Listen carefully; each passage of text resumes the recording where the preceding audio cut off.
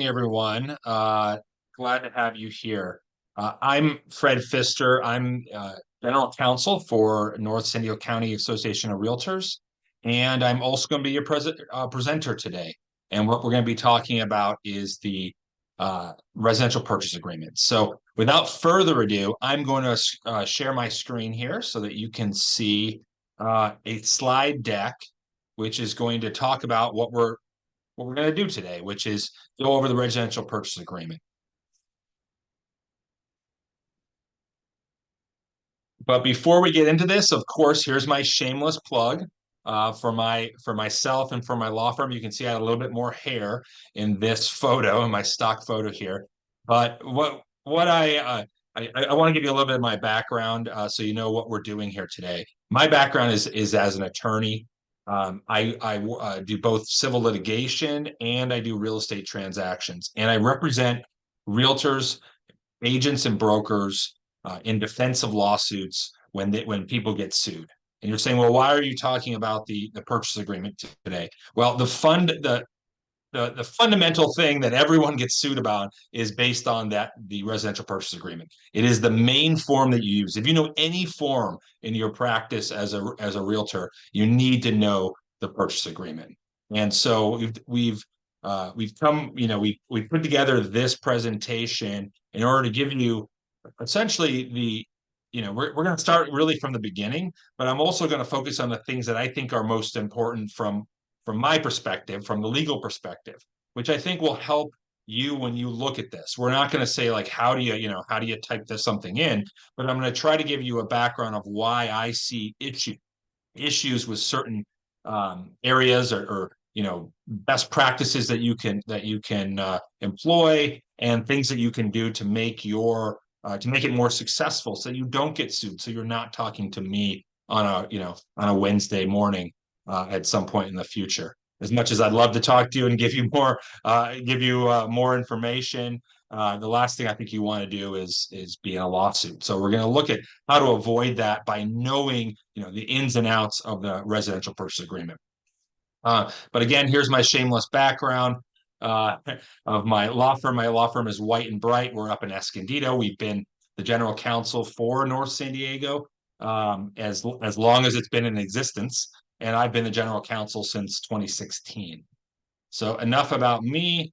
Here is our disclaimer, so that you know that this is for informational purposes and that this is not legal advice. You're not my client today, and I'm not giving you legal advice. I'm just giving you some pointers about the RPA. Okay, so let's get into it. So the way I'm going to approach this today is I'm literally going to go page by page. The RPA is now, if you can believe it, it's 16 pages long, single spaced, small font. There's a lot to go over here. And so the way I plan to do it was the way most people approach the document. Most people don't turn to page 7 and start reading that. They start from the beginning, and the same way your client's going to approach this, right? They're going to approach it from what's the name of this document, and then move from there to from front to back. So I think that's really the best way to address this. I may jump around a little bit when I'm talking about specific items, but know that we're going to go in chronological order. And if some of you think that we're certainly going to be somewhat basic, this class is intended for I would say the more junior agent, although I have a tendency to assume you know a lot, and I jump into finer detail here and there. So know that you're going to have some very basic items, some other ones that are much more advanced. And so I like to try to get both of them into this presentation. But here we'll start with something basic, like when we start from the purchase agreement, you look at what's the first thing you see, the date prepared. Now, this is often people often think, well, that is what is that? Is that the date of acceptance of the agreement, or is that the date that we start counting from? It's not. It's kind of a meaningless date, actually. But what it is it's the date when you first open or you first prepared this document as the buyer's agent, because this document is almost always prepared by a buyer's agent. Occasionally, I'll see a seller agent prepare this, but that's only when there's been There's been back and forth or a lot of discussion between the parties already as to things like as to the terms. So, I'd say 99% of the time this is prepared by the buyer's agent. So that date prepared is essentially just the date when you open the document in zip forms, perhaps. Um, the so starting from there, the offer A, this is an offer from, this is who's buying the property, right? And you're saying, Fred, this is so basic. Why are you bringing this up? I bring it up because oftentimes people don't put the right names. I get case after case where they put one name on, but then they want to add more later, and it causes an issue. It's very clear to me that one of the things you want to do here is to make sure you have the right names of the parties. It's so basic, but it's important so that it builds confidence.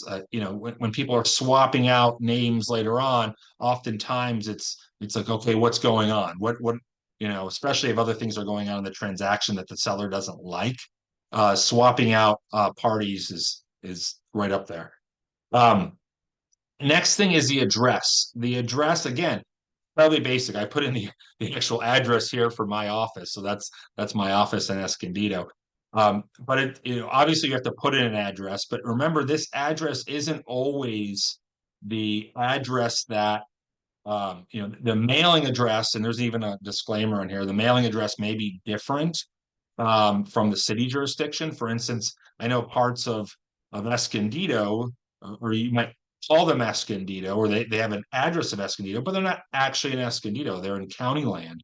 But but it says Escondido, and so someone might assume wrongfully that, oh, I'm within the city jurisdiction, and that means this city will the city will do the permanent. Well, no, it might be county land. And it might be literally the house next door might be in the city, but you might be in the county. So it's important to talk to clients about that. That the address doesn't necessarily mean the city that you're in. Um, I want to highlight what's down here as well, where it says assessor parcel number. So what is that? That's actually I call it the APN, but that is what the tax assessor has allocated for this property. They have given it a number. It's essentially in San Diego at least. It's a four-part number, and that's really the tax ID. Now your parcel could have multiple tax IDs. But that's where that goes, and that's become more common. It's very common, especially uh, with unimproved land or larger parcels, that you're going to have multiple APNs, or you're going to want the APN in here because the address may not easily reflect what you're actually buying. That's also why it's important to review the preliminary report, and we'll talk about that later. So what else do we have on here?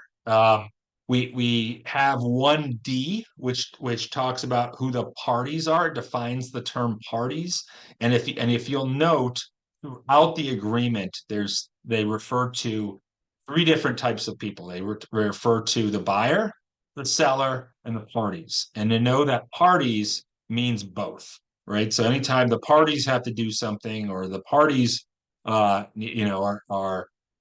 making some representation, it's both of them, buyer and seller. It does not include the agents, though. The agents and brokers are not parties to this agreement. And I'm going to try to hammer that through to you. It says it multiple times in this agreement. And in fact, it says it right here that the brokers and agents are not parties to the agreement. But that's a very common mistake that people make, that the buyers and sellers make, because they see the broker and agent all over this agreement and they assume that they're parties to it, and they're not. And that has major legal implications later on. What next? The next is the agency. So this should be near and dear to your heart, because this is where you get to put in your seller's firm, your buyer's firm. You get to say who you are and put on your license number so that you're part of the transaction.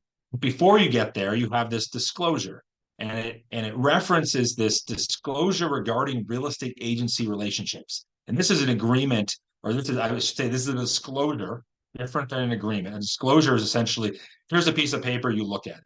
And that's what you're asking the buyers and sellers to do, is to look at that piece of paper so that they know what you're going to be doing and what you're not going to be doing. So this is essentially, it essentially gives you a receipt that they looked at, or at least they say they looked at, or they have it in their file that they looked at what you're going to do for them in this transaction. So I'm this is the situation where I'm going to flip to that agreement, and I'm only going to flip to part of that agreement. And again, this pops up automatically. If you start in zip forms, start your transaction, this document is automatically included with your purchase agreement. So what do I want to highlight here? Um, you know, essentially what this form does, it describes what you'll be doing as an agent, depending on who you represent. There is the section on seller's agent, there's a section on buyer's agent, and then there's on that always fun situation where you're representing both the buyer and the seller, the dual agency transaction. So if you're representing one party, what I want to highlight here is the fiduciary duty obligation. It says, that you, to this seller, you owe them a fiduciary duty. And what does that really mean, right? What do I actually owe to the seller? Well, to me, it generally means that you will act in the other party's best interest. So you're going to act in your client's best interest, not your interest, right? And that's always, from my perspective, from the legal perspective, and people suing agents and brokers, that's always what they claim, right? Their biggest, when they sue you, they always say, you didn't act in my best interest, you acted in your best interest. You wanted to close the transaction by any means necessary so you get a commission. And you say, well, wait, hold up. I didn't. I acted in your best interest, seller or buyer. And here's why, right? And so what this is telling you is that's what you're supposed to do. And you're giving a disclosure to your buyer saying that's what you're going to do. So do it. Don't do something, don't do something that only furthers your interest or furthers somebody else's interest. Only do what's best for the buyer and the seller. And sometimes that means terminating the relationship or canceling the deal. And we'll talk obviously about how to terminate deals later on. But I think that's kind of the key to this form when you're describing it to your client, because I don't think that enough agents sit down with their client and actually talk to them about what that actually means. They just hand them this disclosure and say, oh yeah, here's something that, here's another document in the stack of documents that I'm going to give you today. Oh, and by DocuSign, they don't actually go over this, and I think that that hurts them a bit. It certainly hurts them when they have a dispute. So it also says here that you must exercise reasonable care. So reasonable skill and care and performance of your duties. So make sure you're reasonable. But obviously, it also has the duty of honest and fair dealing. I think you guys know what that or fair honesty and fair dealing and good faith. And then, item C here, I think is important because it reminds you of your disclosure duty. The biggest thing that people get sued for, I do presentations like this all the time, and I tell them, 90% of the cases that agents get sued for, or they get complaints, forget about getting sued. You get complaints about, it's all non-disclosure of material facts. It's all, they didn't tell me this, they didn't tell me that, they knew it. They knew that there were leaks everywhere, and they didn't tell me. They hid it. And they obviously blame the seller a lot of times for that, but they also blame the agent. And they think that there's often collusion. So what this is doing here is it's reminding you that you're supposed to disclose all facts that that materially affect the value or desirability of the property, which is essentially anything, right? Many things can affect the value or desirability of the property, and it really depends on who your buyer is. Some buyers, they might not care at all. They're going to knock it down, right? Others, it might be a first-time home buyer who's expecting, one thing and then gets another and can't afford to fix it, right? So make sure that and go over this section because this is part of the RPA. This is essentially an attachment in reference to the RPA. The last thing I want to mention on this page is the agent representing both buyer and seller. Certainly you can do it, right? But what does it do here? The one thing I want to highlight is little a there is you have a fiduciary duty to both parties, right? So if you're representing both parties, and when I say represent both parties, I don't mean just one agent in your office has the buyer, one agent has the seller. You're a dual agent in that situation, and you have this fiduciary duty of care, integrity to both parties. And so you're probably thinking, well, how on earth do I do that when there's a dispute? And my response to that is those are our worst cases. The worst cases we have are the dual agency cases because it's really hard when there's a dispute between the parties, an honest dispute, not I'm not even talking about fraud, but if even if there was an honest dispute, how do you really mitigate that and look after both parties? It's really hard. So this is kind of reminding you of your obligation there. So let's go back to the RPA. Let's see here. Okay, so wait, let me go back to the RPA on this slide. I want to hit these items before we go to the next one, which is because I kind of glanced over these. These are the where you put your brokerage firm. You'd be surprised how many people don't fill that out correctly. And really, what you're doing here is you're saying, who do you represent? Do you represent the seller or both the buyer and the seller as a dual agent? And remember, if the transaction is in your office and it's just another agent in your office, that brokerage would represent both buyer and seller as a dual agency. So this is the firm, remember, right? So we're talking about the firm here, not necessarily the agent. So you could say that you're a seller's agent, right? But but your brokerage might be the buyer and the seller. So just make sure you fill this out correctly. And also see if you have more than one brokerage. Obviously, I see this more on larger transactions where there's a significant commission that might be made, or maybe there's a referral involved. And so there's situations where you have multiple agents, and if you do, you check that box. And what does it do? So it should automatically pop up that form when you check that box in Zip Forms. The goal is that form automatically pops up. But that's what this is. So if you look down here at C, you click, oh, more than one broker, and you say maybe buyer, and then that CAR form ABA, which I believe is additional broker addendum. But don't, I'm sorry, additional broker acknowledgement. There it is. It says it right there. That form will pop up, and then you can populate that. And that's the way these forms work throughout the agreement. That's why I'm bringing it up now, because that's kind of a minor form. But the way these are supposed to work is if you check a box that creates or that references another form, it's supposed to pop that up in Zip Forms. And now you know that you have to fill out that form as well. That's going to be beyond the scope of today's presentation, how to fill out those other forms. But just know that that's how this works. D down here, potentially competing buyers and sellers. This is another disclosure form. This is the PRBS. I'm not going to go over that form, but that's by default. That's checked because what they want is they want to disclose that's possible you might represent more than one buyer and seller in this transaction, and they want to they want to give a disclosure, and this one actually has an acknowledgement for them to sign that they realize that it's possible you might represent another party, and it gives all your duties to do that.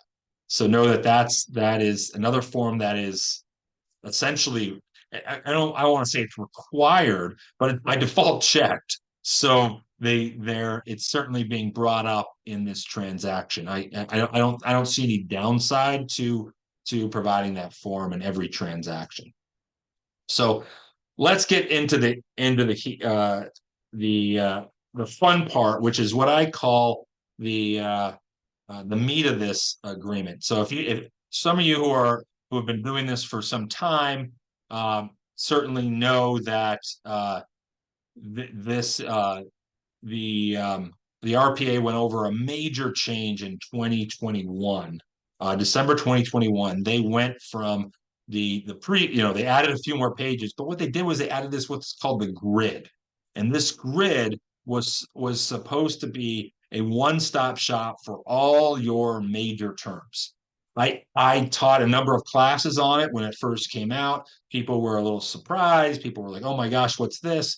Everyone that I know walked out of that class saying this is the best thing that they've done in years, because now I can point to one spot for my client and tell them, okay, this is where the key terms are. This what happened in the past was, disclosures were on one page, the loan issue was on a different page, and there were different check boxes. You really had to go through every single piece of the agreement with your to find out and to make sure that you're hitting everything. And I'm not saying you shouldn't do that anyway, but it did create situations where people would miss things. It was much easier to miss things, and now it's much harder to miss things because we have a great grid. The way this grid works is, and I'll describe it here for those who haven't seen this very often, is if you have this is the paragraph. So what we're on paragraph 3, right? And then each grid section is a essentially a reference number. So if I were going to say let's go to paragraph 3E1, you would know we're talking about the loan, right? So that's the way it works on the left. This is what the bold part is what reference number it is. The paragraph number is the description of this thing. So for essentially for 3A, you can go to paragraph 5, and that's the description of what the purchase price is, right? The purchase price is defined in that section, and it has more detail. So your paragraph number is the detail for the grid. The paragraph title is what it sounds like. This is the common title of what people call this thing. So the purchase price, the expiration of offer. It's pretty self-explanatory, but that's the common name essentially of the paragraph or the title. The terms and conditions are what you can modify, right? So this is essentially the work you have to do on this agreement, other than putting your name and the parties and things like that. This is where you make your money, right? You either take the defaults on some of these things or you make modifications. It's the terms and conditions.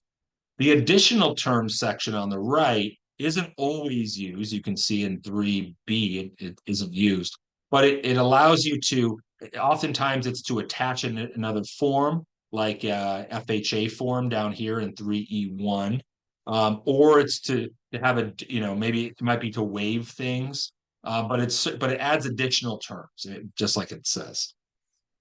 So with that explanation, let's just jump into the fun here of going essentially line by line through the grid, because I think if you go line by line through the grid, it fills in the other paragraphs. So you'll see today's presentation, I'm going to spend most of my time in the grid because, yes, it might reference paragraph 5, but we don't necessarily need to go to paragraph 5 to talk about it. We can talk about it here because this is the way I think you're going to present it to your client too, is you might, flip over to paragraph 5 and say, let's read this together, but you're often going to be doing it in the grid format. Okay, we'll start from the top of the grid. Let's fill all these things in. Let's make sure that we have the offer that we want that's going to win this home.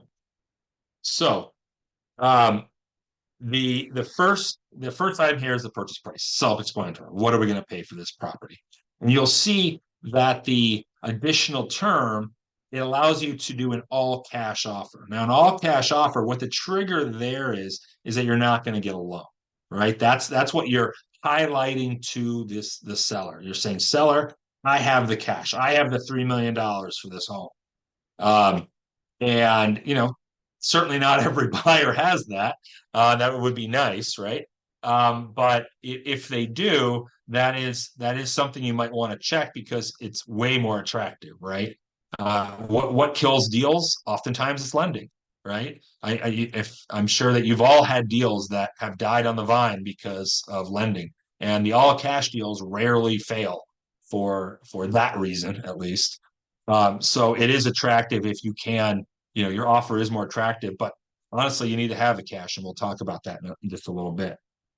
Um, a good reminder on that, or well, what I should say is what you'll talk about then is that you could show proof of funds if you're going to do an all cash offer. But let's talk about B.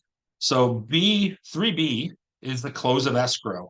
And you'll see it's in parentheses COE. So the rest of the agreement, you'll that's a defined term. So if you see COE, know that that means close of escrow. That's the date that this transaction funds, that the transaction is over, and you're hopefully cashing that commission check.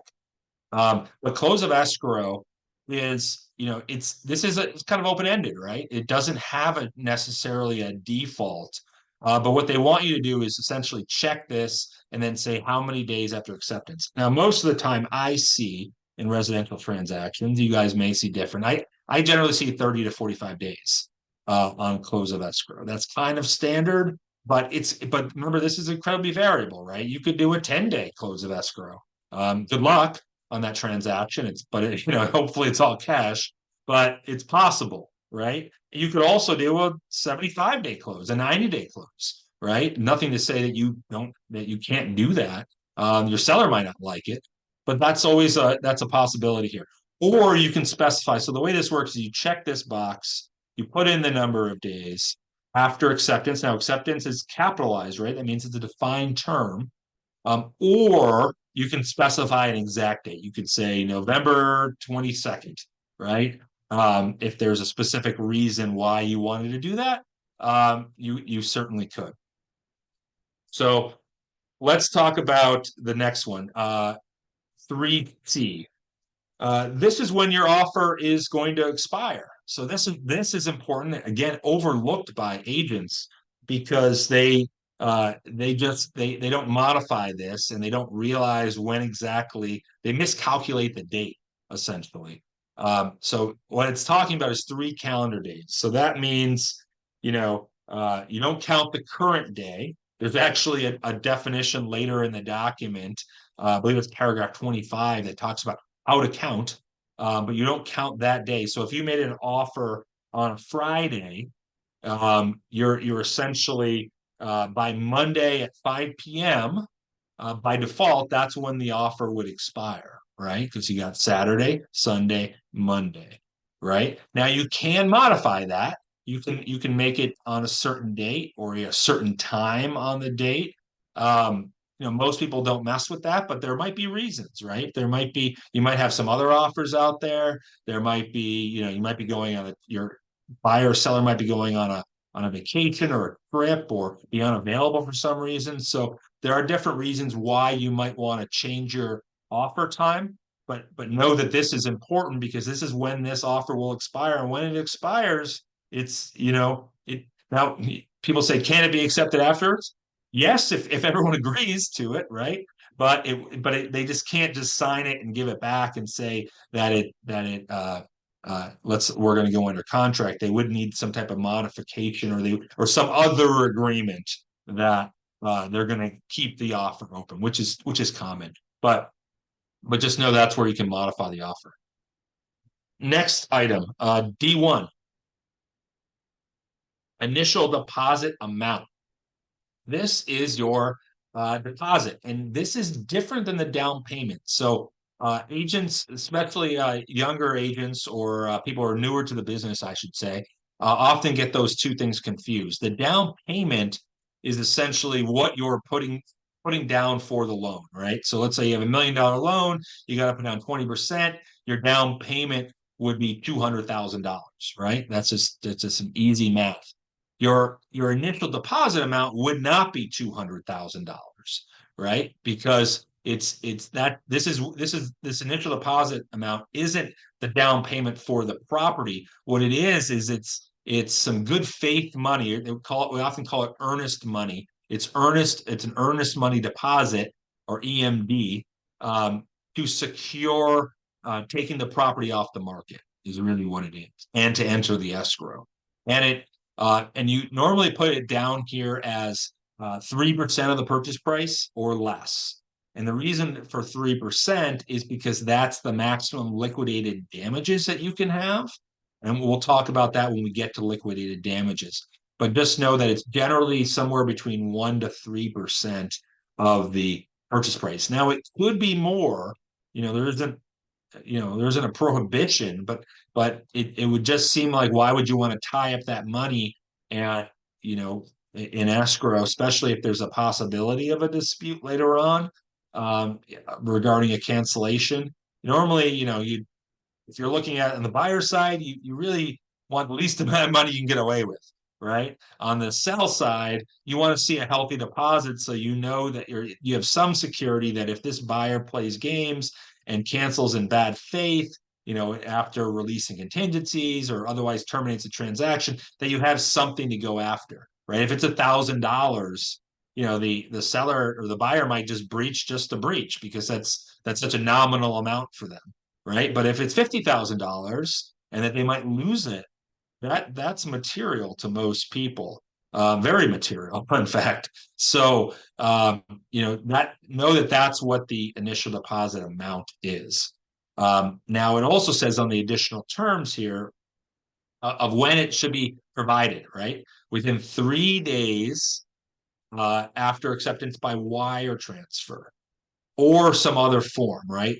They've defaulted to wire transfer because that's, for the last 10 years, that's essentially the way everyone's been transferring money. No one's really writing checks for these deposits anymore. I guess you could, and you can check the or box, and your client could bring down a check to the escrow office. But most people are just wiring it in, and that's by default. D2, I'm not going to spend a lot of time on this. This is the increased deposit. You don't see this very often in residential transactions. I see it a lot in commercial transactions. But essentially, if there's some reason why you have an increased deposit at some point and you have an additional deposit, you can specify that here.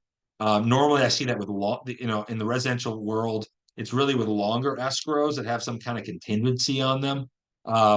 And maybe there's additional money that comes in later on. Oftentimes for development properties, I would say something that maybe they want entitlements on, or they want to build something on it. So that's what that is. And then you use the form, my favorite form, the DID, the DID form, for that increased deposit. Loan amount, E1. This is the loan that you're going to be, or your client is saying that they're going to obtain. Now, this often is overlooked, and I occasionally see people not fill it out at all, or they fill out part of it. They essentially gloss over this, and I think that's something of a mistake, especially in this environment, in this hard, what I would call a difficult lending environment. Let's just put it that way. Because what this is saying is you're going to be seeking a loan that has these requirements, and if you don't get that, then you're essentially you're not moving forward this transaction, right? So if you put in there, not to exceed a 6.5% loan, which might be too low these days, but let's call it that. Not to exceed 6.5%, and nothing's available for your client. You're essentially you're kind of writing the cancellation into this. So I think it is important to have this conversation with your buyer, even just for the purpose of, a loan's going to be challenging right now, and to make sure that they're kind of ahead of the game as to what type of terms they're going to get. Hopefully, before they make this offer, they've explored that in detail. But oftentimes I see people have it. They just assume they're going to get the loan, and then they find out the rates are way higher than they thought, or it's much more difficult to get it for whatever reason. On the right here, in this loan amount, you'll see that the default is conventional financing, which is essentially what most people are used to, which is a bank loan for on first possession in the property. But there's other types of financing. There's the FHA and VA for those that do that. If you check those boxes, guess what it'll do? It'll spawn those forms, and there's additional forms you have to fill out. It also mentions here that if you do check those boxes, then you're going to create a list of lender required repairs. That's always the problem with those loans, is there's always the lender comes in and says, I want these repairs done, and it often can kill a transaction. But if that list of lender required repairs is due within 17 days or blank, right? So you can modify that after acceptance. Maybe you want more time there. Maybe you want, maybe you have a 45-day escrow and you want to have 25 days after acceptance to provide that repairs. Give yourself more time. You can do that. Seller financing, you'll see that box checked. That's where the seller, instead of getting on the entire purchase price, what they're doing is they're giving a loan to the buyer to buy their home or to buy their property. They don't always recommend that.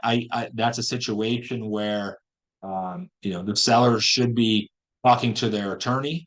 I think that's in almost every situation, they should be having a serious discussion with their attorney, because they're not selling the property then. They're becoming a secured lender. And being a secured lender is not for everyone. If your 90-year-old client is saying, oh yeah, I'm going to provide seller financing for this, you should be having a real hard take on that. Wait a second. Why are you doing this? Oh, he says he doesn't have the money and can't get the loan. Well, that might be a red flag to you. So if seller financing is coming in, just know that that's something that you often want to talk to your attorney and or broker about, and maybe talk to your client. E2, this is for second loans. I'm not going to spend much time on that. It's essentially the same thing as the first, only if you get that dreaded second loan, this is where you would put it in. I rarely see that box filled out. E3, this is for the occupancy types. So they've added this to the grid, where if you're not going to be using the property as your personal residence, you can specify that this is a secondary or an investment property. And that triggers some other requirements later on, especially if it's tenant occupied or something like that. We get into F here. That is the balance of the down payment, and then the total purchase price, right? So you take the loan plus the down payment, I should say you take the purchase price, you add on the deposit, or you subtract the deposit, you subtract the loan, you subtract the balance of down payment, and that should equal essentially the total purchase price at the bottom. Just before we go on, because we're at the bottom of the page, I just wanted to highlight a couple of things so that you know this, because it travels on the other pages. So you see where it says RPA revised 12/22. What that tells you is that's the last time this document was revised by CAR. So this one was revised in December of 2022.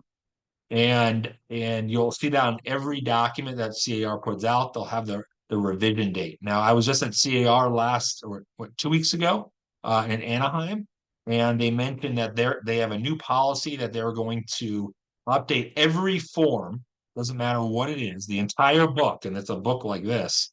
I have it over on my shelf. The entire book, they're going to update every form within 4 years. So you're no longer going to have a 10-year-old form or a 12-year-old form. Everything, whether it's just updating the date, is going to be fairly recent, so that it gives you confidence that you're using the right form. I guess there was some people who were saying, well, why am I using a form from 2012?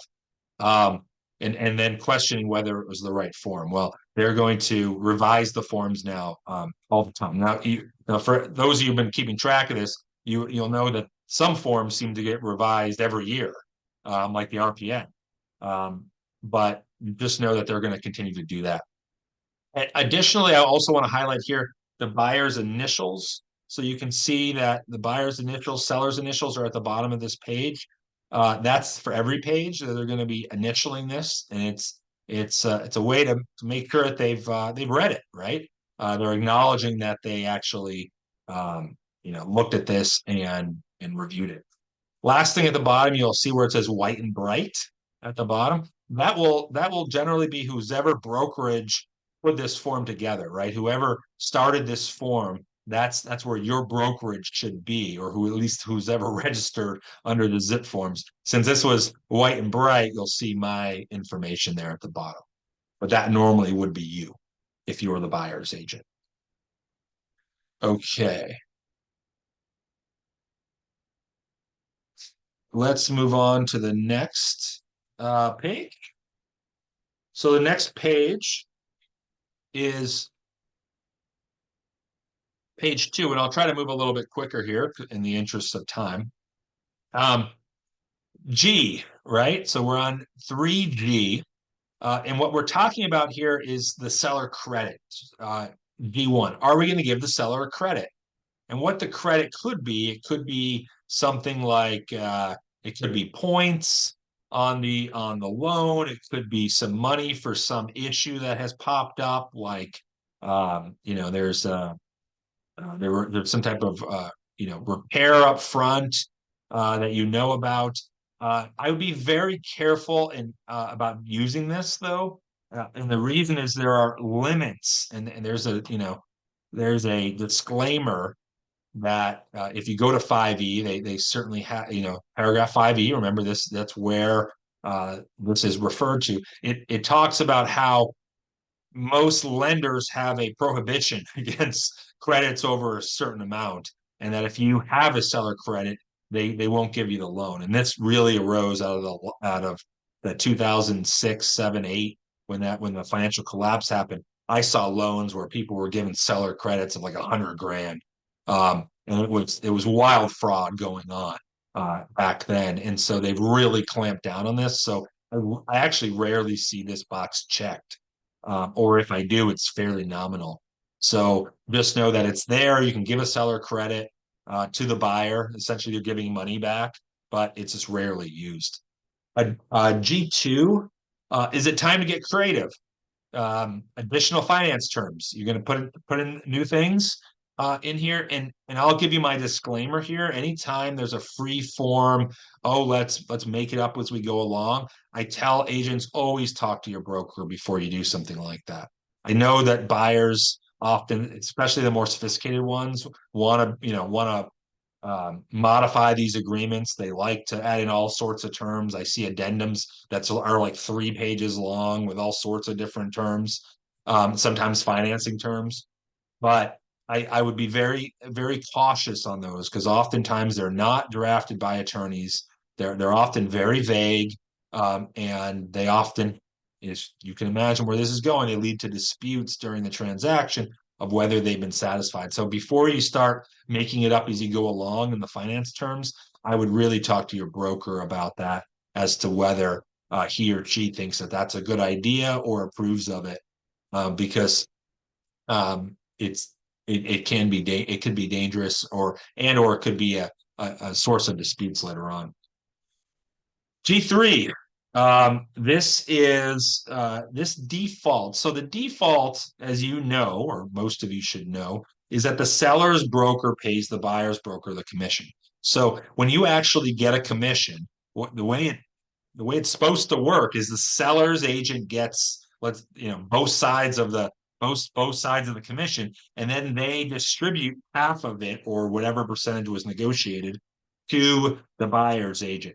Now, it's not that transparent because it all happens through escrow, right? It all happens at the closing, and people just get checks, right? But the way it really works is the seller's agent gets it, and then they're sharing it.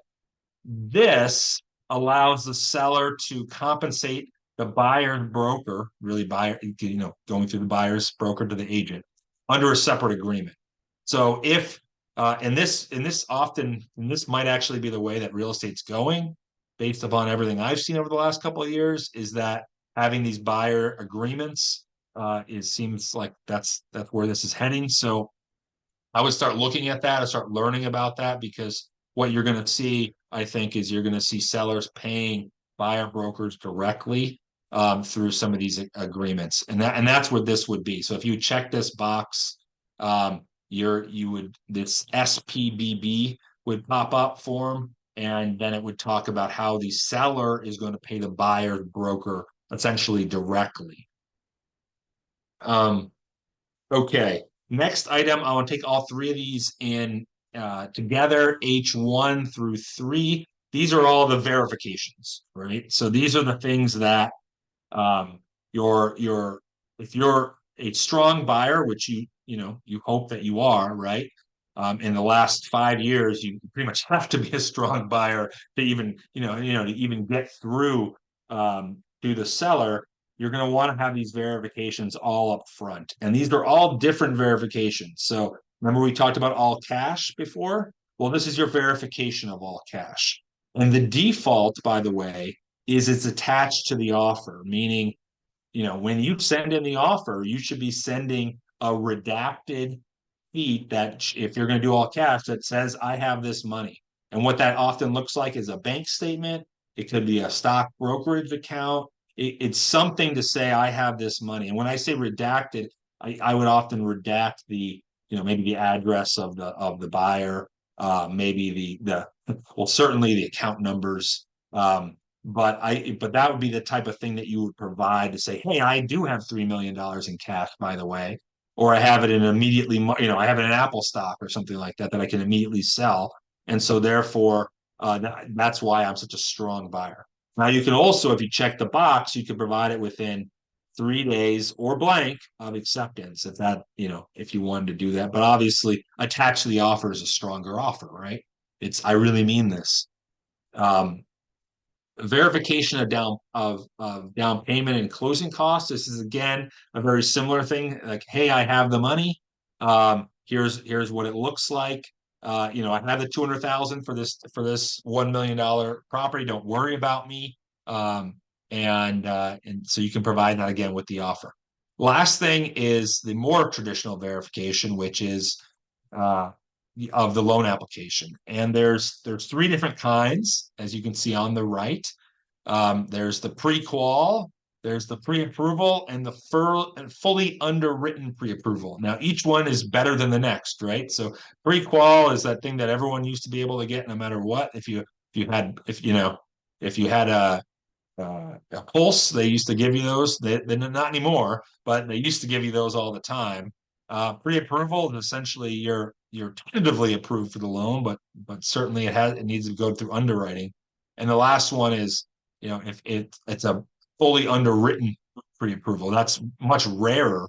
I see that more often with once someone is on their fifth offer, right, where they've been burned on a couple other properties, and they already, the bank will give them the loan. They've already underwritten it. That's a pretty strong offer when you have a fully underwritten pre-approval. But that's again, those are supposed to be provided with the offer or within certain days of acceptance. Okay, you're thinking, why is it I intentionally left blank? Well, from what I've heard, I looks a lot like a one. And so they decided CAR decided in their wisdom not to confuse people even more. And so we won't use I because it looks too much like a one within this font, which I think is Arial, but whatever font it is, it it doesn't look right. So let's move on to J. J is the final verification of condition. And that's, are we verifying the house didn't burn down since the last time we looked at it? This is, by default, it's 5 days prior to the close of escrow. It could be less. But you know, that's essentially when you're supposed to verify the condition. Now, there's a disclaimer on the condition. If you go to paragraph 7 of this agreement, you'll see that there is a disclaimer on the condition with respect to you're essentially buying it, as is. but you're buying it as is after all the other disclosures, right? So sometimes people confuse that and they're like, oh yeah, I'm selling this property as is. I don't need to disclose anything, right? Wrong. That only is upon final verification, and occasionally I do see disputes over over the condition at the end. Um, if you do have a dispute like that, again, that's a situation where you should be immediately talking to your broker, and your broker's probably talking to their attorney if it's a major issue. Um, okay, so let's let's move on to K. Uh, K is the assignment request. So what are we talking about there? What we're talking about is are we assigning the RPA? Are we assigning this agreement? And people think, well, what does that mean? Well, assignment means are we transferring it to somebody else, the agreement itself. So if Fred puts a name on this property, and then I decide to I actually don't want the property, I want to give it to Steve, I would essentially assign this agreement and the ability to buy the property to Steve. Now you're thinking, well, wait a second, doesn't the buyer have to agree? Or I'm sorry, the seller have to agree to all that? Well, they do and they don't, right? They do under certain circumstances. So if I'm just transferring it to Steve, yes, that might be something that has to be uh, a requirement for the approval. But there are other situations where you can assign the agreement. I mean, there are, the two that jump out to me that are the most common, I would say, are to a trust. So instead of Fred buying it, I decide halfway through the transaction, I'd like to put it in my trust, my trust. And by the way, shameless, this marketing effort here. We do trusts at my law firm. I don't do them personally, but one of my partners does trust and estates work. So if you do have a client who needs trust, please feel free to give them the name White and Bright. Bridget Burns is her name. By the way, that's one. The other one is to a wholly owned entity. So if I wanted to create an LLC to hold my rental property, perhaps this would be another place where I would assign the agreement. In addition, White and Bright, again, we also set up those. Um, but that's what you normally would assign. There's other hoops though. So if you go to paragraph 23, they've really updated this section to say, well, what type of hoops do you have to jump through in order to assign an agreement, not to your wholly owned entity or not to your trust, but to someone else. This is often done by um, I should say, I don't want to say disparagingly, but flippers often do this, or wholesalers, where essentially someone comes in, says, "Hey, I want to buy your property. I'd love to do this for my family." And then what do they do right before the close of escrow? They all of a sudden assign the agreement to some other company that then does a flip on the property. That's so what paragraph 23 is saying, well, if you're going to do something like that, it's not illegal, but there's hoops you have to jump through in order to do something like that. And so that's where that's specified. However, if you do want to do an assignment request, you have 17 days after acceptance to start the process of doing that. That's or blank, right? It's again, the way this works is 17, or you can specify. You could say within 5 days. You could say within 25 days. You can make it up as you kind of as you will, but the default is 17. Okay, so we're now going to get into probably the most important part of the entire agreement, which are the contingencies. They're the L section. And you'll notice something before I get into all this fun stuff. I just want to show you the number 17.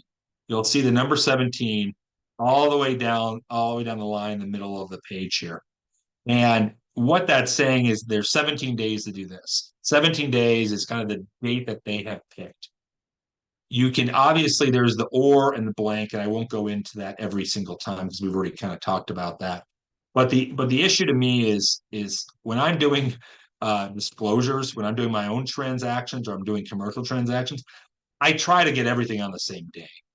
Having, you know, 7 different contingency dates is a lot of work for you. It's a lot of work for your TC, and the propensity to make mistakes increases, I think, with every different date because you've got other things going on in your life, you got other transactions going on. To keep track of that is very difficult. So to the extent you can, CR is kind of helping you here is try to keep all the contingencies on the same day if you can, or at least maybe 1 or 2 days.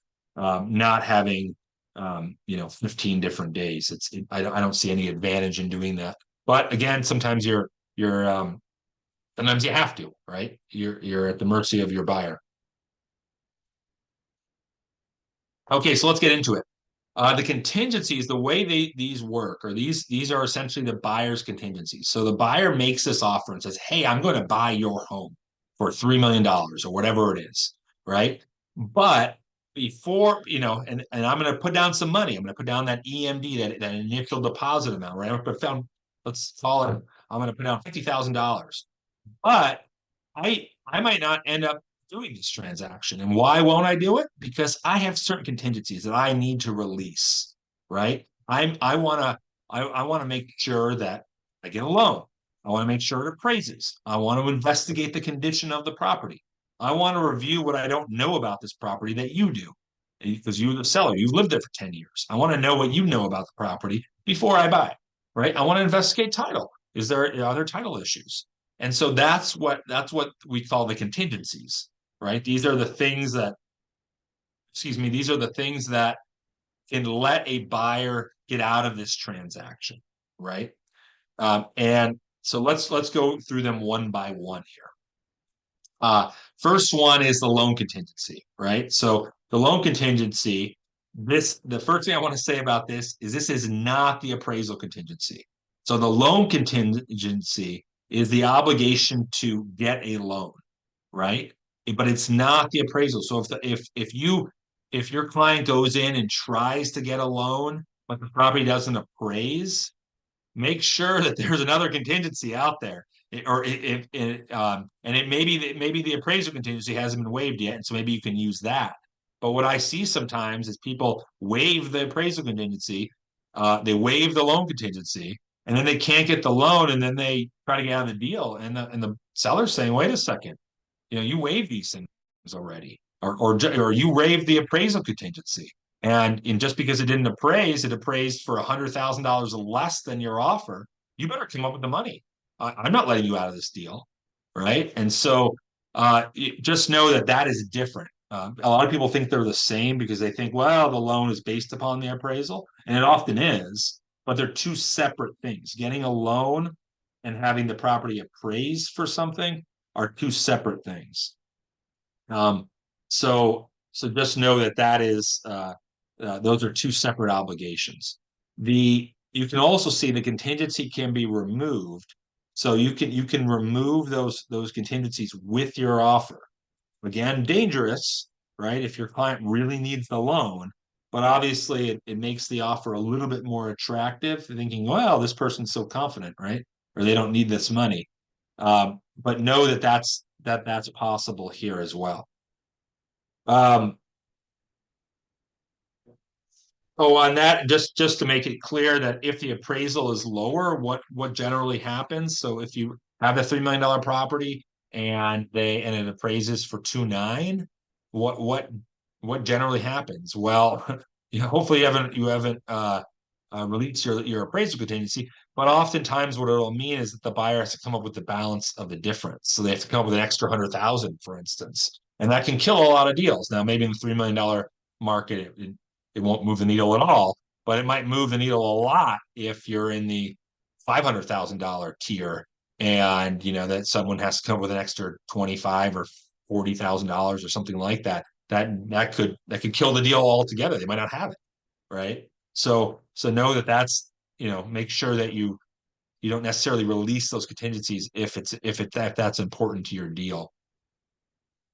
Investigation of property. This is probably the most um, uh, the most sought after contingency, because it's the one where it's so subjective, right? Your investigation of the property, you have 17 days to look at the property, determine that it's for you or it's not for you. And it's very subjective of whether you want to move forward or whether you want to release that contingency. Because you could say, well, I don't like the property. There's certain things about the property that I don't like, that I've now investigated, and I'm not waiving that contingency. So that's often the best contingency to use, I should say, because it's the most subjective one. It's the least challenge, because if I don't like the property, it's not an objective thing that I could say, well, you didn't even try for the loan, or you did get the loan. It's going to be very subjective. So know that is that's the home condition. Now, as part of the investigation, those are the reports you're going to get, right? So you're going to get something like the home inspection. That's going to be part of the investigation of the property. A termite might be part of that. Other reports that you might get for your client, or your client have the option of getting, would be something like a geotech or a roof or a structural engineer to review things when you see them. And this is where I tell people, refer to experts. I tell agents all the time, you're not an expert. I've met very few agents who are engineers, who are roofing experts, who are plumbing experts, who are all the above. It just doesn't happen, right? If you were a plumbing expert, you probably wouldn't be an agent. You'd probably be a plumber, right? And so opining about whether the plumbing is good or not is not really something you should do. It is much, much better to defer to the expert. Now, your client doesn't have to hire the plumbing expert, right? They might say, well, I don't want to spend that kind of money, right? I'm just going to buy the house anyway. But you give them the option. You're giving them the option to do that, and you're not creating liability for yourself by essentially guaranteeing whether the plumbing works. So defer to experts. What else do we have here? Informational access to the property. That's essentially the ability to get on the property. I'm not going to spend much time on that. Review of seller documents. This is important. This is L4, because this includes the traditional disclosures that the seller has to provide. Remember when we looked at the beginning of this presentation, I said you have to disclose everything about the value or that affects the value or desirability of the property, and that's a lot. Well, this is where that comes into play, right? So this is the transfer disclosure statement. This is the seller property questionnaire. This is the fire disclosures. These are these types of seller documents that the seller is going to provide, and it could be documents like receipts, right? Okay, I had the roof repaired 5 years ago, right? And they gave me a warranty. Well, that's a document that's a review of a seller document, right? That's a seller document. In fact, that'd be a great seller document to provide. That should give a lot of confidence to the buyer. Oh my gosh, I got a roof that's only 5 years old. That's great. Every other roof in this neighborhood is 30 years old. That makes your house actually more valuable. But that's when they review the seller document. So those are supposed to come in, and we'll talk about how they come in, and then you have 17 days to review after acceptance, not from when you get them. Or 5 days, right? So after five, so the way that works is that it's either 17 days after acceptance or it's 5 days after delivery. And what that means is delivery of the document. So if there's a late delivery of the document, it can create that 5-day window. Title report. So title report is that preliminary report you're going to get from the title company for the owner's policy of title insurance that the owner or that the buyer will obtain as part of the transaction. Now, you're thinking, do I need to review that document? Well, if you do and you opine about it, there's a case called Field versus Century 21 that says you might have liability if you do that. It's certainly, a lot of title reports are very clean. You're buying a tract home in Carlsbad. It's probably not going to have a whole lot of title issues. But if you're buying 10 acres in Ramona with, 4 existing roads that seem to go to other people's properties and power lines and a drainage, you might have a, you know, a 10-page title report of exceptions or of easements and all sorts of things and restrictions on the property that I, you know, again, defer to experts if there's issues that come up, but that just gives the what it shows here is that's the time frame essentially when the preliminary report is for review by the buyer. Common interests, think HOA for those types of disclosures. The L7 review of leased and liened items. This is your solar, right? This is your PACE or Hero liens. I don't see a lot of those anymore, but those were very popular a few years ago. Certainly solar is on a lot of people's properties.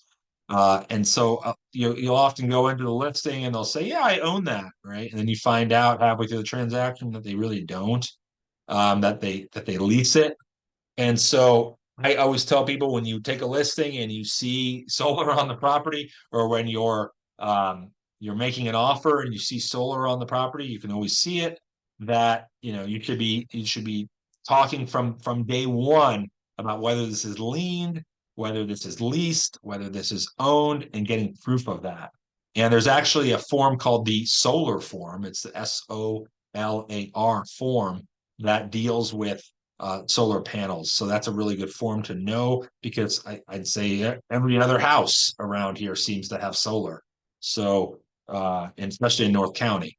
So I would definitely be very familiar with the solar form, and make sure that that is part of your practice. That the minute you take a listing or the minute you see a property with solar, that you're thinking about how do we transfer that? How do we transfer that lease, or or get proof that we don't have to. Last one on here, L8, that's the buyer's property. It's a sale of the buyer's property. So occasionally you'll have where the buyer is selling their own property. Um, by default, it's not a contingency of the transaction. So if it just because they're in the process of selling doesn't mean that and let's say they don't sell, and so they can't get their new loan, they can't get their appraisal. That wouldn't, or I'm sorry, not they can't appraisal, they can't get their new loan, or they don't have their down payment. That's actually not a contingency, right? And you could get in dispute there unless you check this and you use the COP form, the COP, um, which I don't really care for, but it's a form that essentially allows for the seller's property to be, or the buyer's property to be sold, as a contingency of this transaction. It gets a little complicated there, but sometimes you need to do that, right? Sometimes people they don't want to live in temporary housing, right? They want to go from one house to the next, and they want to time them right, which is very difficult, but they want to do that. So you might have to use that COP form. Okay, we're moving through. The next section is the 3M. This is essentially, how are you going to get the property? How are they call it possession, right? I don't like that as much, that section header, but essentially it's saying, when do we get the property? Well, the default is upon the notice of recording, or on this, or you could specify a date. So the notice of recording is essentially when it's recorded by the title company as part of the escrow closing. Normally, that's the same day that the escrow closes. They send it for recording, but it's possible that it could be the next day. But that's when you're supposed to get it, is upon the recording, or you could specify a date if there's a particular reason to do that. For seller occupied, or because most properties, even if the seller has moved out, they technically occupy it. That you're supposed to get it on the close of escrow, or within a certain amount of days if you check these boxes. And if you do check those boxes, they're going to refer you to the SIP form, the SIP form, or the RLAS form. These are forms for that seller in possession. In fact, SIP means seller in possession. And essentially what you're doing is your buyer is leasing the property that they just purchased for either a short period of time or a longer period of time, and they define that by 30 days of whether they're going to let that seller stay there. And you often see that, right? The seller says, I want to sell this property, but I want to wait till school ends before we move, right? And so you'll see that where they maybe have a short-term lease, or maybe they have a little bit of a longer term lease. It's never ideal. I always tell people, do you really want to buy a property and now you have the seller is now your tenant? But if sometimes you have to, right? That's the price of tea, is having that seller remain in possession. That's and if they want to do that, that's something that needs to be negotiated, and that's how you would negotiate. You could put it in here up front if you already had those discussions, or oftentimes I see it in a counteroffer. M3, this is the tenant occupied. If you're selling units, or you're just selling a property that has an existing tenant, that's a whole nother presentation. That's a whole landlord tenant, or I'm sorry, housing provider. We can't use landlord anymore. It's housing provider now. They changed that throughout the CAR. That's housing provider. But if you do that, that's a whole nother presentation of what that looks like if you're buying a home with an existing tenant. But just know that for right now, what you would do is if you did have a tenant occupied and they were remaining after closing, that you're going to want this TOPA form, the TOPA, and attach it. Okay. N. We're getting into the time for performance. So we're kind of shifting this, right? So the first part of the sheet was, okay, what does the seller do? Or I'm sorry, what does the buyer do? Now we're shifting it to the seller. And so what this is what is the time for performance for seller to do certain things, right? This is the 3N section. So what you're doing is seller delivery of documents. Remember we talked about before that you had 17 days as the buyer to review those documents? Well, when does the seller provide them?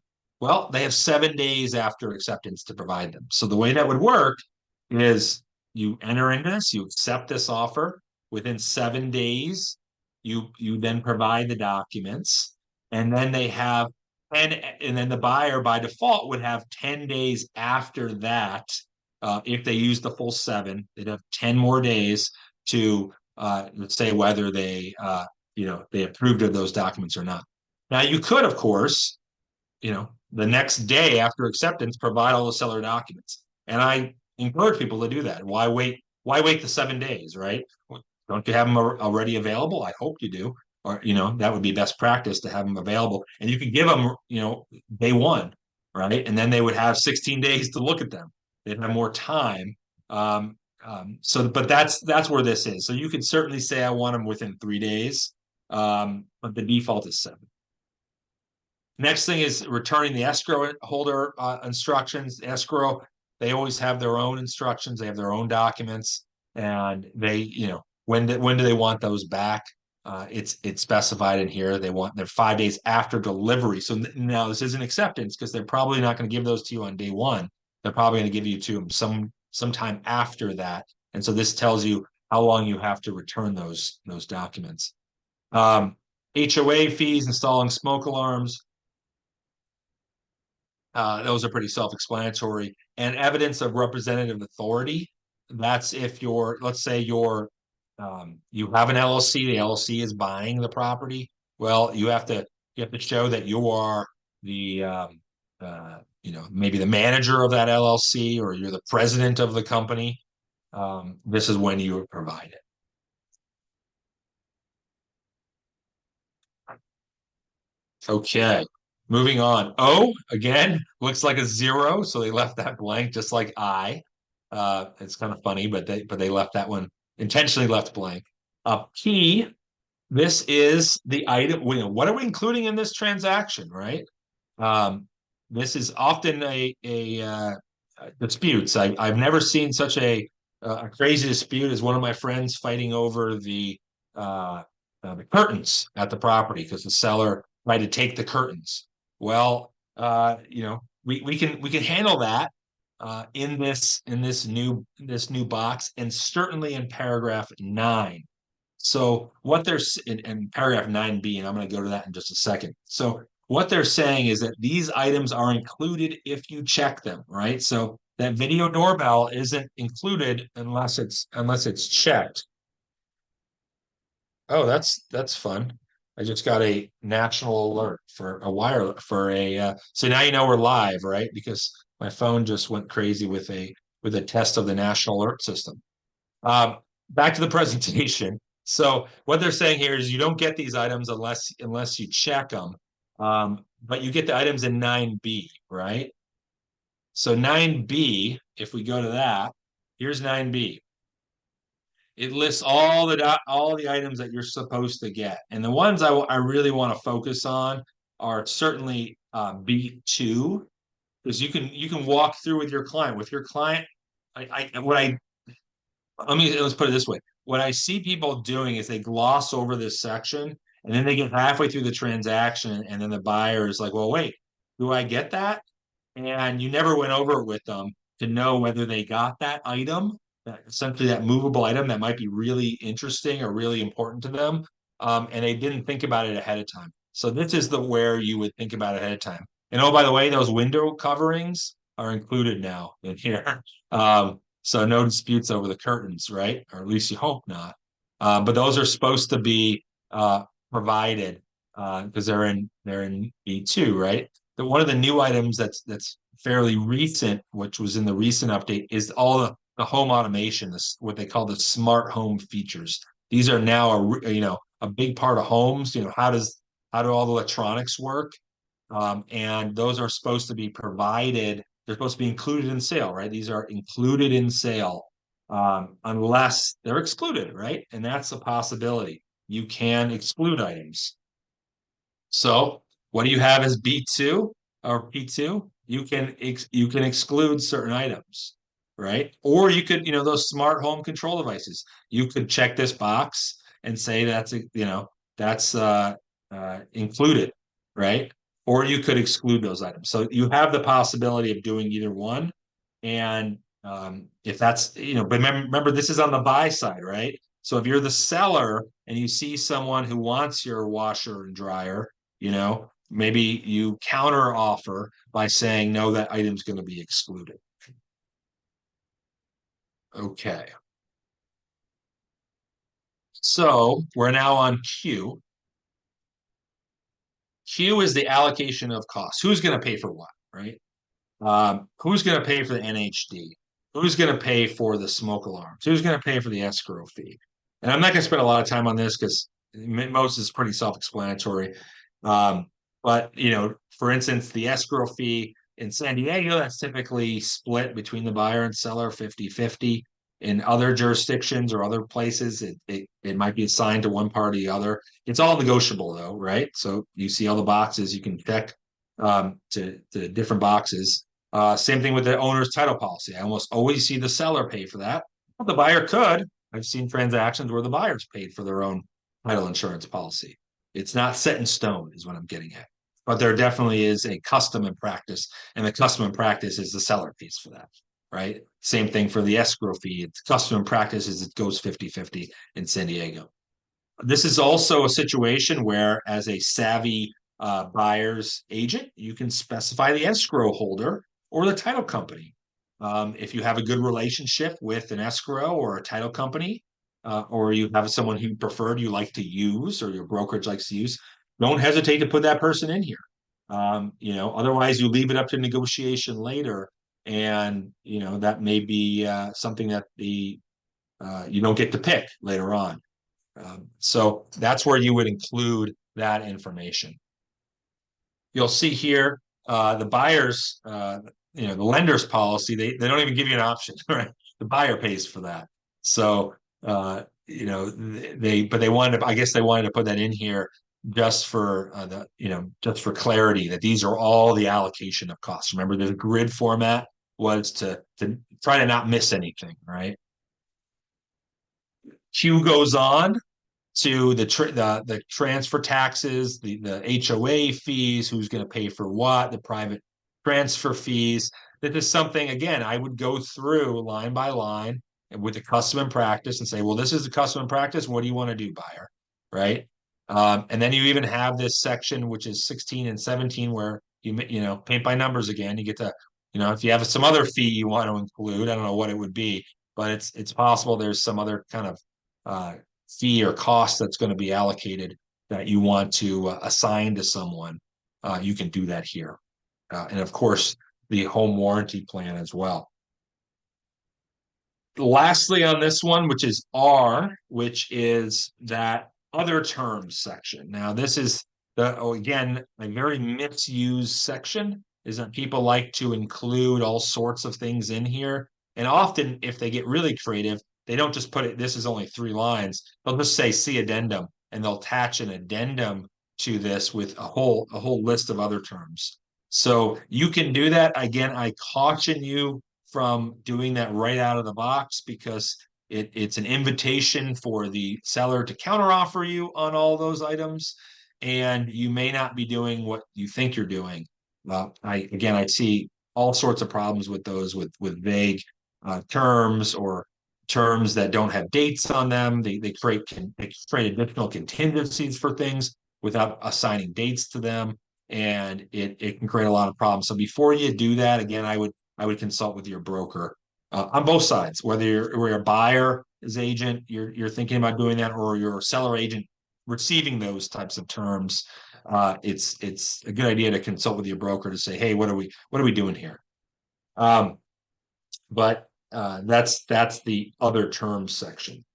So you might notice we have finished the grid.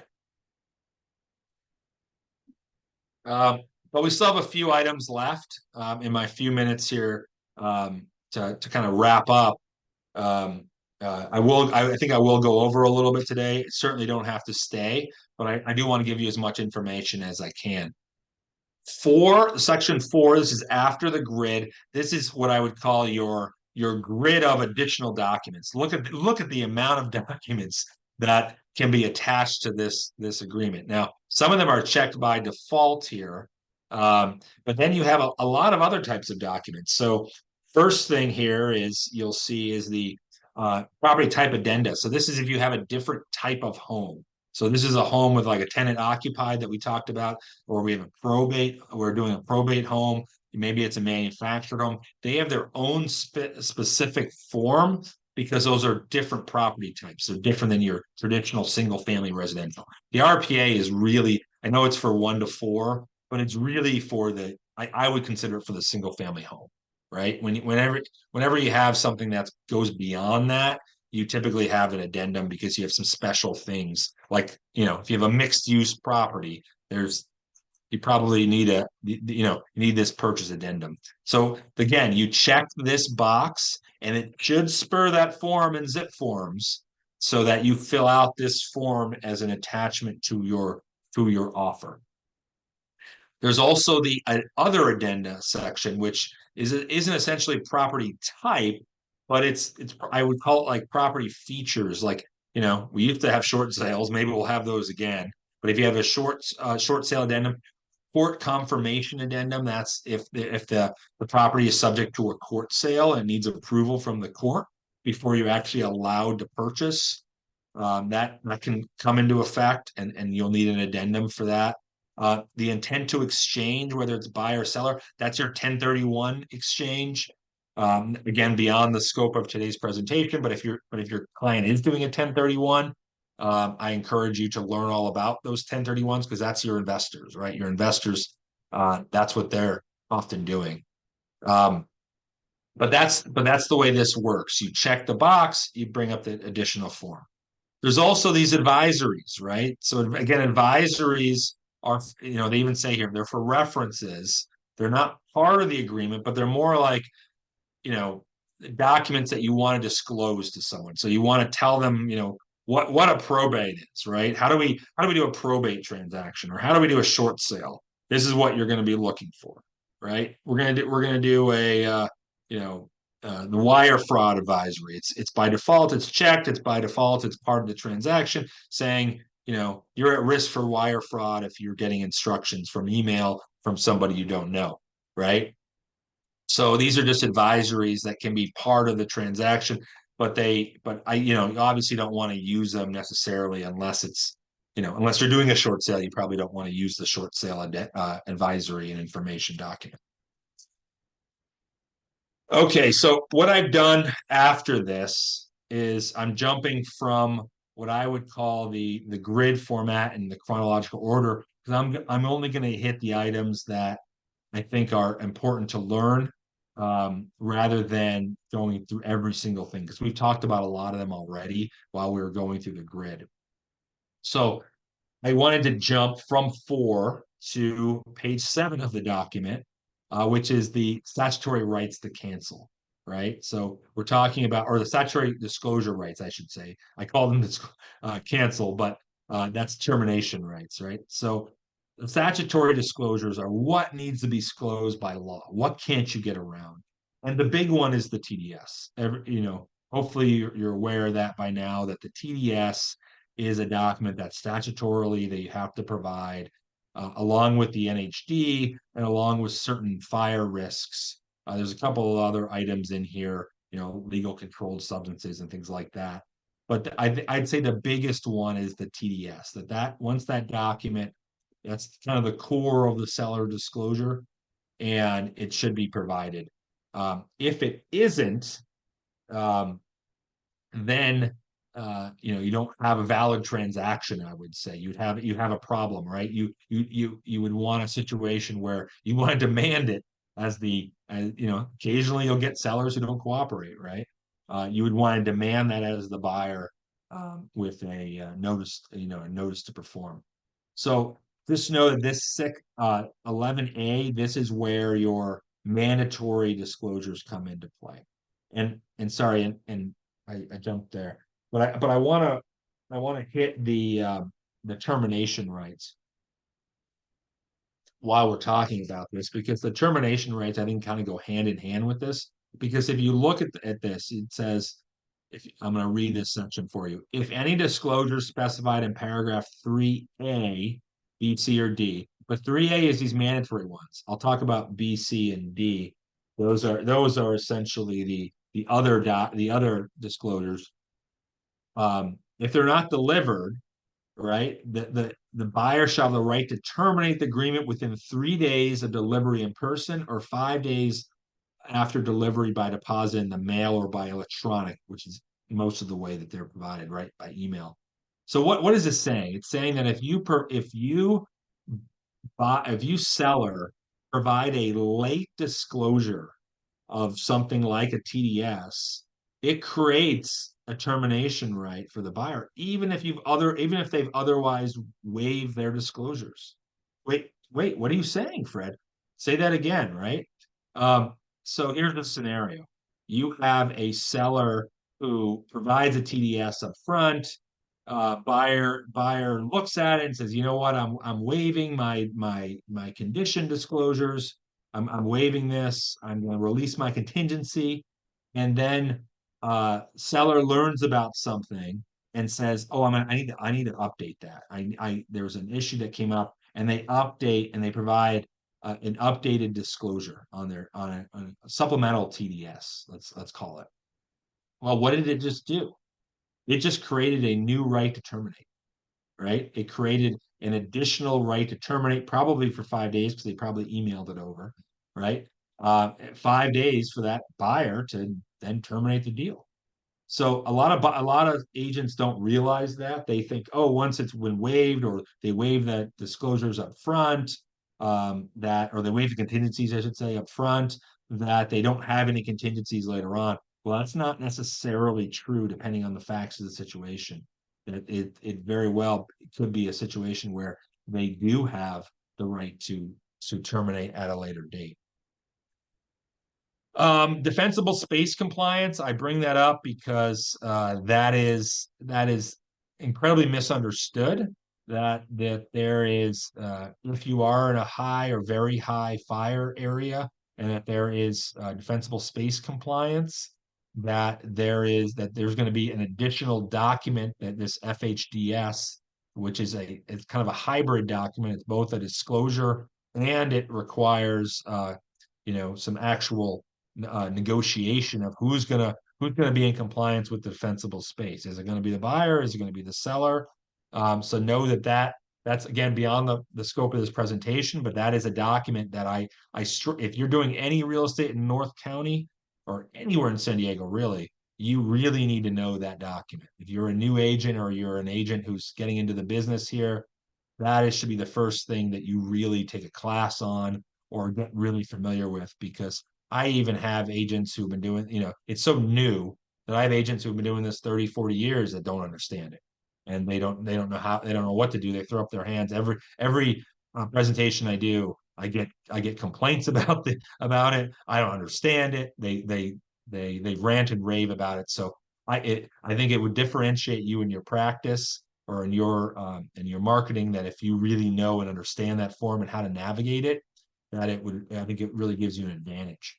It certainly will keep you from having trouble later on.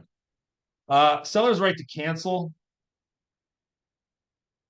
The way this works, and I'm not going to go into incredible detail here just in the interest of time, but the way it generally works is that if you don't release the contingency or you don't do something you're supposed to do, you kind of get out of jail free card, which is that the other side has to provide you a notice to perform, right? It's either called a notice to seller to perform or notice to buyer to perform.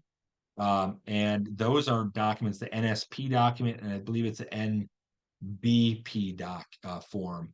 And what those do is they're sent to the other side and say, well, now you have X number of days. Normally it's 3, or it could be, you could specify how many days for them to perform whatever that item is. So I'm not going to get into detail on what examples, but essentially it gives them the ability to cure that defect. Sometimes it's impossible for them to cure it. Sometimes it's very easy. They just have to release that contingency.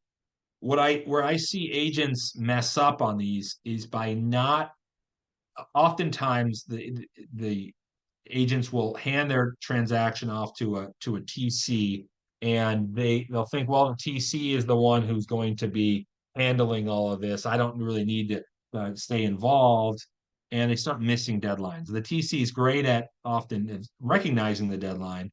They're not necessarily good at advising the client because they don't represent the client, right? They're there to kind of keep the documents in order. I think a diligent agent who has that notice to perform ready, and should send it. And a lot of agents I hear say, well, I don't want to be a jerk. I don't want to show the other, I don't want to be that adversarial with the other side. They're a friend of mine. They're a great agent. We have this great relationship. Right? But if you don't do that, are you representing your client correctly, right? So the way I tell people to do it is I say, send the notice, and at the same, right before you send the notice, call them. Actually talk on the phone. Don't send them a text message. Don't send them an email. Actually call them on the phone, although you can confirm with something later. But you call them and explain to them, hey, I'm doing this. Here's why. You didn't release your contingencies by the date you were supposed to. I'm going to send you the notice to perform, but I know that you're a diligent agent. And I know that you're going to work this out. Just make sure it's kind of a reminder to you. You have a couple days to do it, but I need to do this for my client. Most people will understand that, right? Where I see people where they get into trouble is they don't send that notice to perform, and then their client, then they get quote out of contract a week later, and their client calls them and says, wait a second, why they were supposed to release contingencies on September 29th? Why are we here on October 4th and I don't see it? You're saying, well, I called them and they said they would do it, but he was going out of town for the weekend, and so he didn't do it. Well, have you really represented your client well if you did that? Because now if you send them the notice to perform, they get another couple days, right? So you've delayed it even further. I would argue you haven't represented your client very well. So I would be quick with the notice to performs. You can always, you can always waive them. You can always not enforce them. There's always a way around them if you need to. But being on the spot with with that right to cancel and that notice to perform, I think really does represents your client well in a lot of these transactions. So that's just my 2 cents on the notice to perform and the right to cancel. If most of the time, I rarely see the seller canceling these deals. Most of the time, it's the buyer canceling these deals. And when the buyer does, what they're often looking for is their deposit back.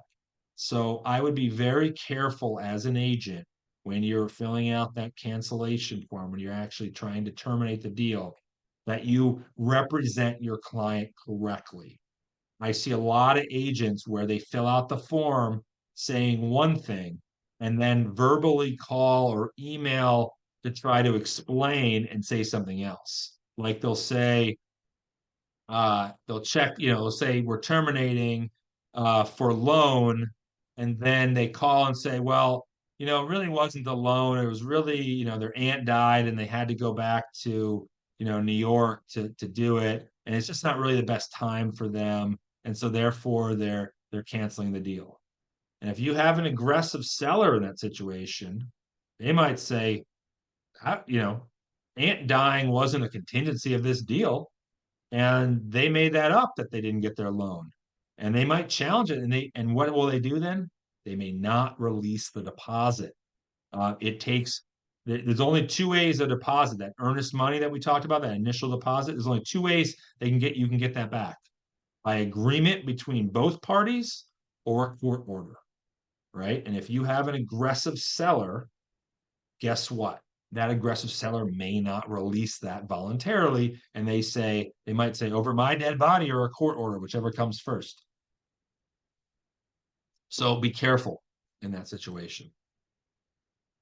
Okay. Last couple of items here. Again, I'll try to go through these pretty quick. It to be near and dear to your heart, how you get paid, and the scope of duties. This is for brokers and agents. So this is the compensation section, and it's talking to the buyer and seller about what the agent you know is not doing. They're not doing this. They're not doing that. They're not responsible for this. If I had a penny for every time that a, uh, a buyer or seller said they didn't read this, they just never read this. But this is where you can point to their scope of what your scope is going to be. It's often handy to walk them through. Okay, this is what I'm going to do for you. This is what I'm not going to do for you. But that's what this section is. And of course, I would have to throw in this. You guys get a section. Well, I get a section too. The attorney's fees and costs, right? So if there is a dispute between buyer and seller, I highlight this because this is the teeth of the entire agreement, right? If the buyer and seller get in a dispute about this transaction, they're going to seek their attorney's fees. And the important thing to know here is that uh, this doesn't bind the brokers or agents. It's only buyer and seller, and it's only their reasonable attorney's fees for the non-prevailing party, right? So, uh, but they also have to work on mediation, and I'm going to talk about that in just a second before they get their attorney's fees. But before we get there, definition section. Know the definitions. Paragraph 25. I only showed about half the definitions here in this slide, but there's a whole number of definitions. Anytime you see a capitalized word like acceptance, or how to close of escrow, those are actually defined terms, and you can reference them here. The one I think is probably most confusing to people is how to count days. Now I already talked about that, but just read this and know how to count days. I see so many agents just for whatever reason not counting days incorrectly, because this whole agreement has you counting constantly, right? 17 days for this, 7 days for that, 3 days for this, and being familiar with how to count days. I mean, look at the paragraph here, right? Uh, is really important so that you are clear with your client as to when things are going to happen. Okay, liquidated damages. I talked a little bit about this, but this is how the buyer, this is what the buyer has at risk if this section is initialed. Now, most offices that I know of uh, make sure that both sides initial this. They say they require it. Obviously, it's the buyer and seller have to agree, but most make sure that this is checked. And what this does is what liquidated damages is it's an agreed amount up front that will be your damages rather than having to actually prove it, right? So you might say, well, it's 3% of the purchase price. If you breach buyer and you have to pay the money back, we have agreed on this up front. What that avoids is it avoids the buyer or the seller having to actually prove that they've suffered those damages, which might be much more difficult, right? It might, it's okay, I've paid this much in taxes for the last month. I've paid this much in mortgage and I had these moving costs. I had this other cost. It'd be very difficult. It'd be very time consuming, frankly, for them to try to put their actual damages together. So what attorneys have done is saying, well, we're going to have these liquidated damages. You see these in a lot of contracts, but we're going to have this set amount as damages for a breach. And so by law, it can't be more than 3% of the purchase price on a residential transaction. So that's what this is referencing. Again, I do an entire presentation on liquidated damages and disputes. So I would refer you to that presentation if you want to know more about liquidated damages. Mediation, briefly, mediation be part of that. The issue with mediation is that in order for one side or the other to get their attorney's fees in a dispute, they have to mediate first, which of course, attorney fees are so expensive. Thank God, right? My kids have to go to college. So that's so expensive, but in order, they don't want to waive that, right? You don't want to waive that up front that you're going to get your attorney's fees if you think you have a meritorious position. So almost everyone goes to mediation. The big question for you as the agent is, do you go as well? And you don't have to. This doesn't obligate you to go. There may be reasons why you go. Again, consult with your broker, consult with your attorney if you're going to do something like that. But that's a possibility here. But almost you will always see you will almost always see the seller and buyer going to mediation first. And before what? First before what? Before they either sue each other or they arbitrate, right? And if arbitration is only in play if they checked not if they checked, but if they initialed paragraph 31 of the RPA, and this is paragraph 31. It provides for them to go to arbitration, which is essentially a private form of litigation. When I call it litigation, I think of more of the court system, which you could end up in, or what I would call the private school of litigation, which is the arbitration, which is essentially before um, a retired judge. It's much more expedited, but it can be just as expensive as regular litigation. There is a note in here that you're not obligated to be a part of arbitration. You're not a party to this agreement. Remember, we talked about that from the beginning. You're not a party to this agreement, so you're not obligated to go to arbitration unless you otherwise agree, right? So if for whatever reason you agree to go to arbitration and be a party to it, then you have that option. Again, consult your broker and agent before you do anything like that. Okay. The last things as we wrap up here, I know I've talked for almost 2 hours here, but the last thing I want to wrap up with is signing the agreement. And you're thinking, Fred, why do I need I know how to sign an agreement.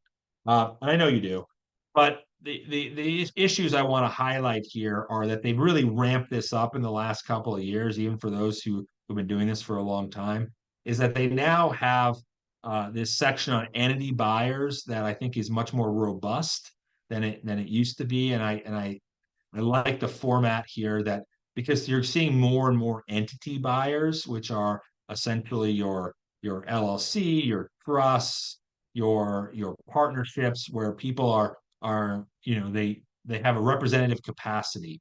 And so what this section is saying, well, with my offer, I need to attach this form, which is RCSD.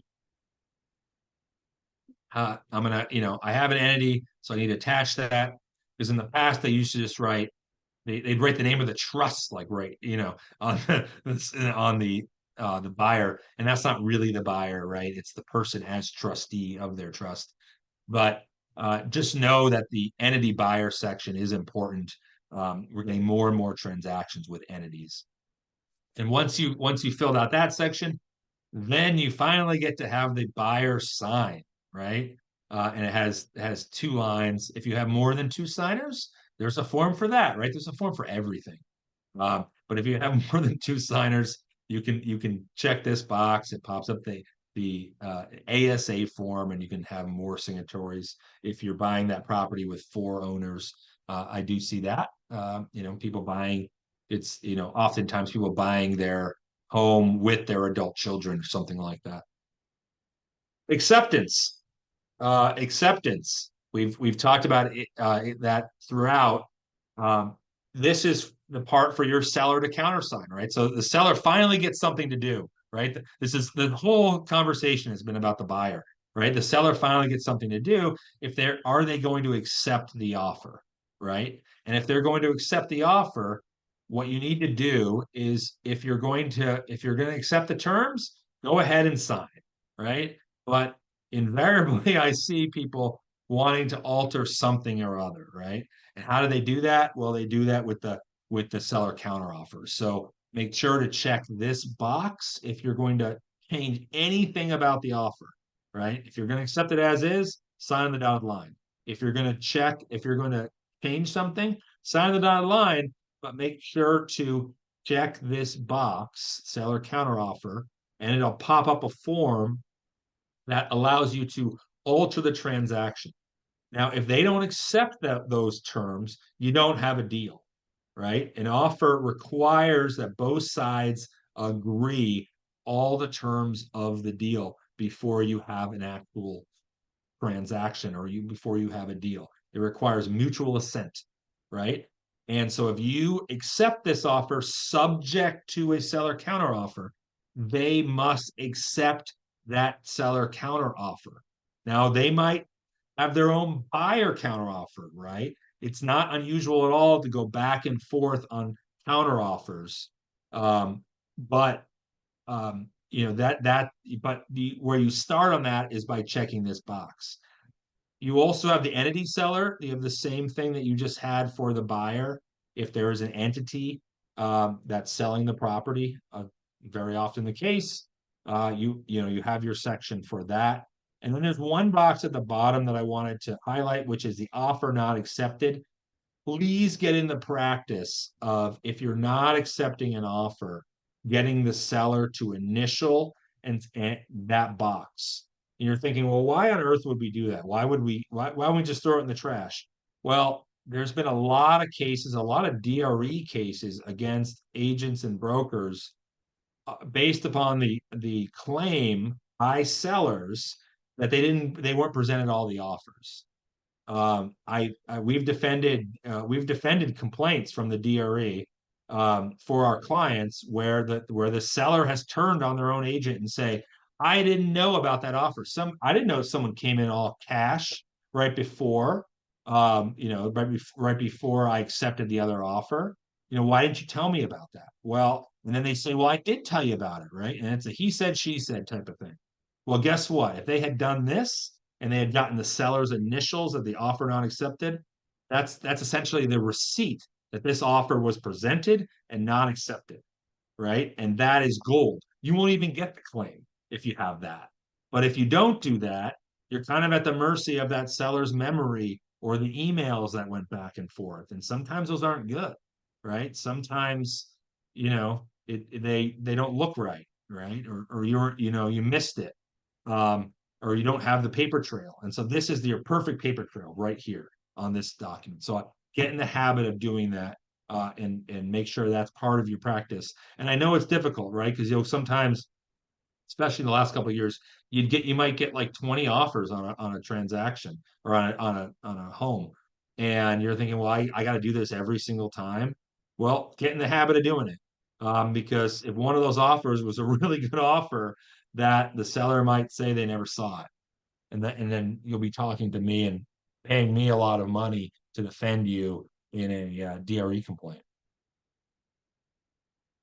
Very last thing here is the section for you. You actually get a section here or at the end where you get to put in your information, and your all your contact information. That's really what it's for, and how you're going to be compensated. So this is where you would fill in, and I like this, the designated electronic delivery address.